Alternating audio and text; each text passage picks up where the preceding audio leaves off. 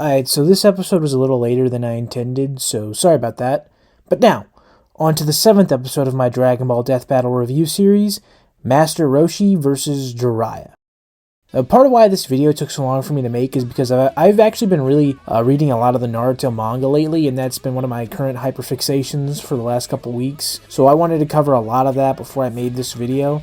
And I've been really enjoying reading it. It's been a while since I've had a really long story to read that I've really been hooked in like I have with this, and it's nice to be pretty familiar with both of the characters who I'm going to be discussing in this video. This matchup is one I actually really enjoy from a character standpoint and the actual scaling itself. For the thematics, the connection and basis for the fight was based on how Master Roshi and Jiraiya are both old but wise and powerful shonen anime mentors who taught the young protagonists of their series, Goku and Naruto, some of their most important lessons and signature moves, and they also taught their father figures, Grandpa Gohan and Minato respectively, as well as both being associated with a specific animal with whom they gained a nickname from, and bonus points because one of the former peers who they trained with ended up turning to evil, Master Crane and Orochimaru, and both are unfortunately massive perverts, and that's a major aspect of their personalities. Anyway, with all that, the fact that Naruto and Dragon Ball were among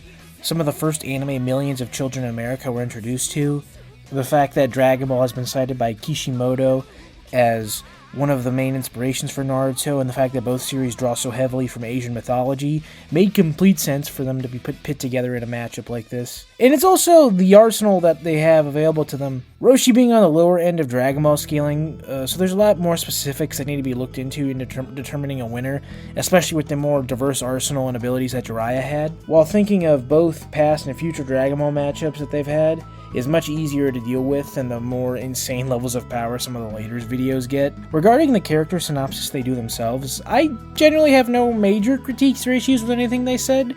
While I'm not quite finished with Naruto's manga, even if I had completely finished it, I'm a poor power scaler, so any of the calculations they made about the two of them, I couldn't really correct anyway. But overall, I found their assessment of the history of both characters to be pretty accurate to both of them.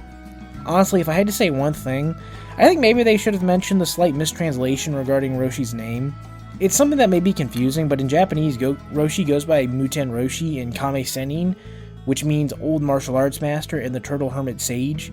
So that basically means in English he's actually just called Master, which is pretty funny. And they've mentioned similar mistranslations in Dragon Ball's anime and manga in the English version of it before, so maybe that was something they could have mentioned, but ultimately it doesn't matter.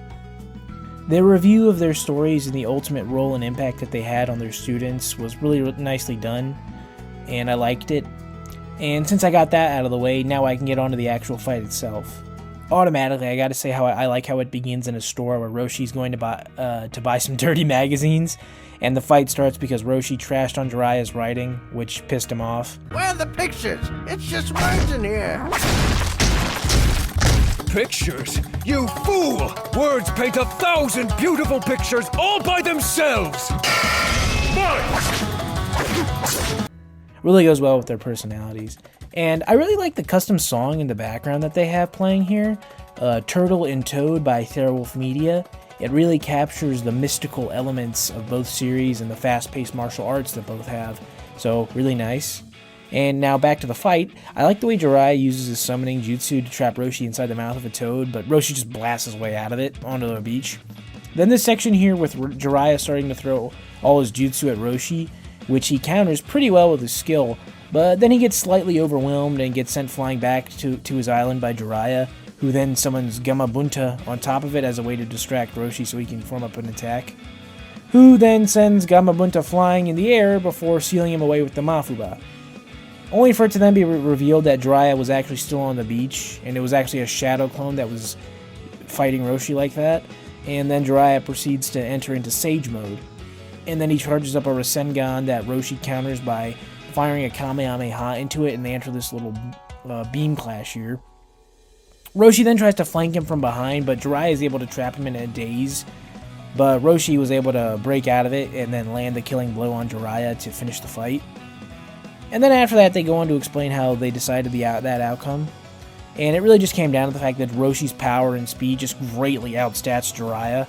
While Jiraiya has a more versatile arsenal with his jutsus and chakra and more concrete established levels of speed, Roshi's strength and experience created just too huge of a gap for Jiraiya to be able to beat him, and while Roshi had less concrete measurements for his speed, arguments could be made for him to have much higher levels of speed based on his fights throughout Dragon Ball Super.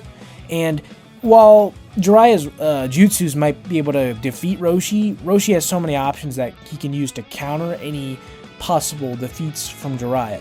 So there's not really much that gives Jiraiya any chance to win. But either way, this matchup was really fun, both from the dialogue and the actual animation of the fight itself. It felt really fun and was a major step up from the snooze fest that was 18 versus Captain Marvel. And it was around a whole near 90 seconds longer too, which was nice. I think my favorite part of the fight was when Jiraiya summoned Gamabunta and Roshi near instantly defeated him. I love the one scene in the Chunin exam arc when Naruto summoned Gamabunta and he just told Naruto to screw off. I thought that part was really funny. And honestly, that's all I really got for this one. Good fight, good dialogue, good analysis, and good music. They really did well with this one. It's a major step up from their last episode. I kind of don't have as much to say as I did with some of these other episodes because this episode is just really well done. I have no specific critiques or real issues, and I don't think there's as much history about it. It's pretty self-explanatory. I just really like it. That's all I really got to say. And the next episode up for review is Lord Beerus vs. Sailor Galaxia. Now, please do me a favor by liking, sharing, commenting, and subscribing, and following me on Twitter and TikTok. Thank you, and have a nice day.